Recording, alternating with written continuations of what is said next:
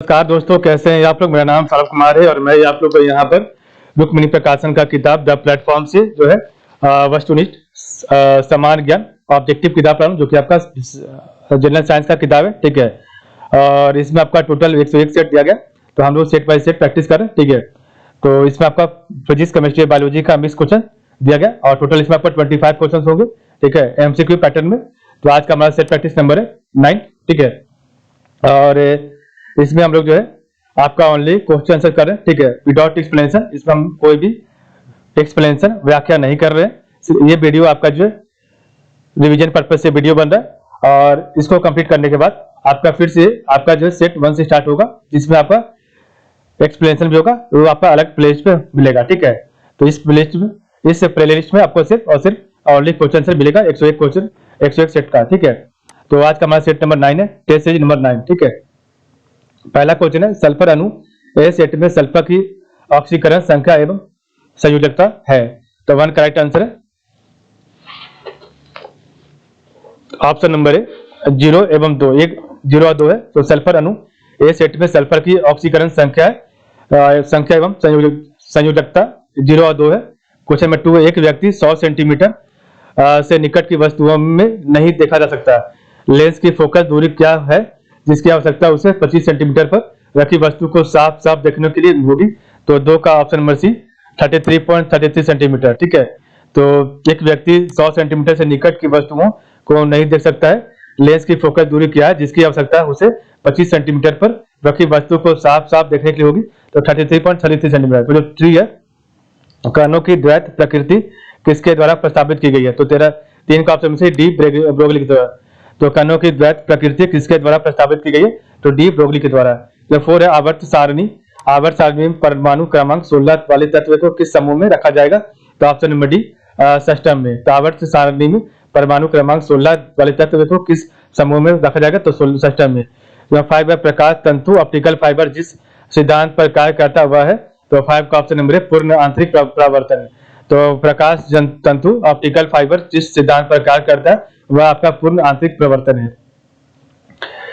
Question 6 है जब किसी पुष्प का पराग उसी पौधे के पुष्प के परागकोश अंतर वर्तिकाग्र स्टिग्मा में अंतरित कर दिया जाता है तो उसे कहा जाता है। तो 6 का ऑप्शन नंबर ऑटोगामी स्वयुग्मन कहा जाता है। तो जब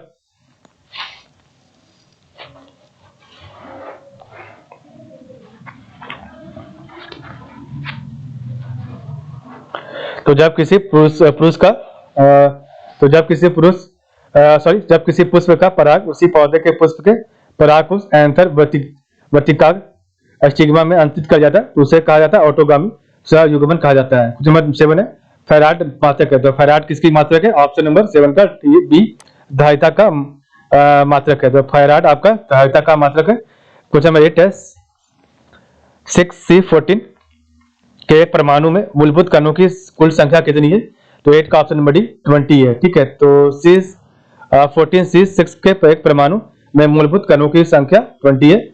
क्वेश्चन 9 है यदि वातावरण के दाब में वृद्धि कर दी जाए तो भाप की गुप्त ऊष्मा 9 का ऑप्शन सी कम होती है। तो यदि वातावरण के दाब में वृद्धि कर दी जाए तो भाप की गुप्त ऊष्मा कम होती है। क्वेश्चन 10 है ऊर्जा प्रभावित नहीं होता है।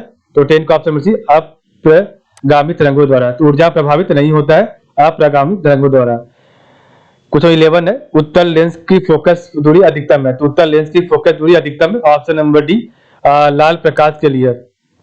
12 है एक परमाणु पर कुल अवशेष। तो एक परमाणु पर कुल आवेश +2 है। इसमें 28 इलेक्ट्रॉन तथा 30 न्यूट्रॉन है। इसकी द्रव्यमान संख्या होगी। तो 12 का ऑप्शन में 56 है। 13 आपका डीएनए किस पर हाइपर क्रोमोसिटी दर्शाता है। डीएनए किस पर हाइपर क्रोमोसिटी दर्शाता है। तो 13 का ऑप्शन नंबर है हीटिंग पर।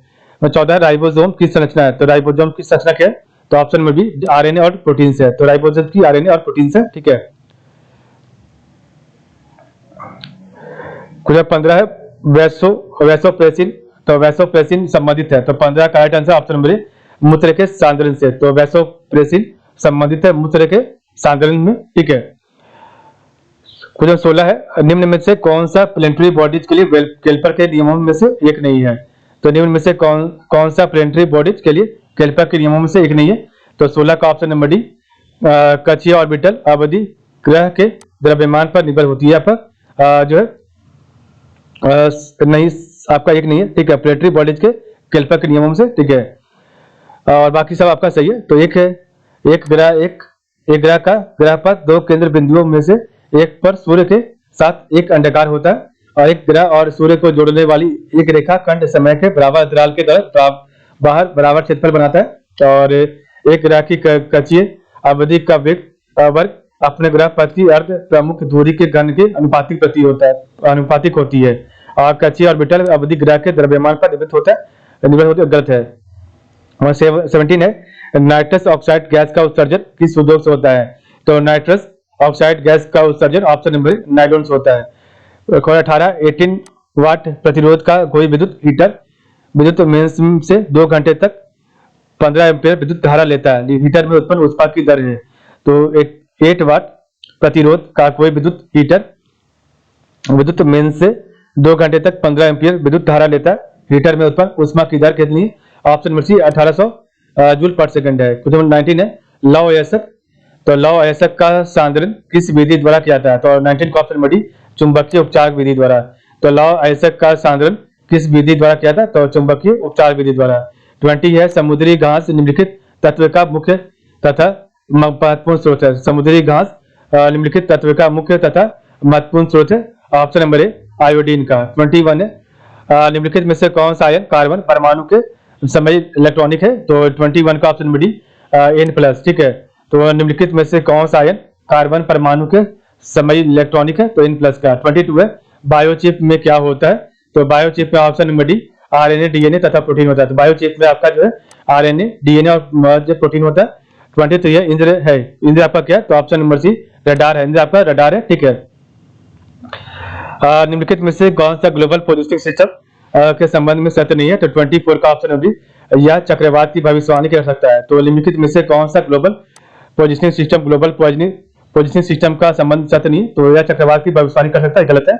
25 है, किसी वस्तु के वेग में परिवर्तन कर। तो किसी वस्तु के वेग में परिवर्तन की दर नियत है, इसका औसत वेग कितना होगा? तो 25 करेक्ट ऑप्शन नंबर ए प्रारंभिक और अंतिम वेग के योग का आधा है। तो किसी वस्तु के वेग में परिवर्तन की दर नियत है, इसका औसत वेग कितना होगा? तो प्रारंभिक और अंतिम वेग के योग का आधा है, ठीक है।